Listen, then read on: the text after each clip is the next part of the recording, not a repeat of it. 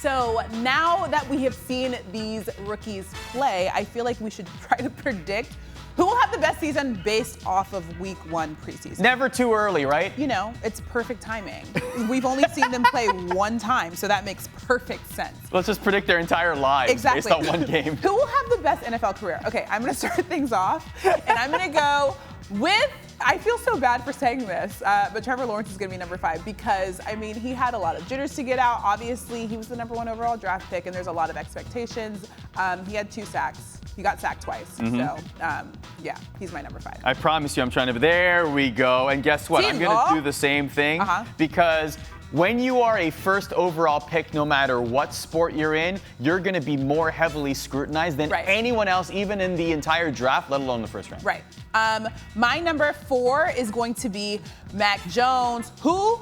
Because if we're talking about overall season, is he going to start in front of Cam Newton? No, he's not. So I'm just going to go with Mac Jones at number 4. Yeah, fair enough. I think Zach Wilson was my number 4 just based on the first game alone. He will have a good season. I think there's a lot of optimism with the Jets fan base there. We just didn't see him that much, but he was reliable in what we saw. So there you go. Yeah, so Zach is actually my number 3 because, like you said, he was reliable. He did everything that he was supposed to do. He completed all the throws we expected him to. He was extremely accurate in college. That's what he was in his debut.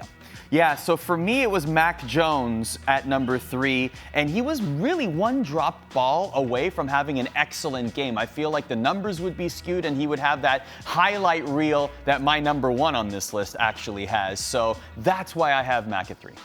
Okay, so I'm going Trey Lance at number 2 because no shade, the dude played at NDSU, and he already did what Jimmy G hasn't done in his entire career with that 80-yard touchdown throw, so I'm going to go with that. Yeah, so the 80-yard touchdown throw is why I have him at number 1, and Justin Fields at number 2. Start slow, finish strong. Typical Chicago Bears quarterback playbook, right? If we see that all season, the fan base is going to be like, oh, this is very familiar to us. Right.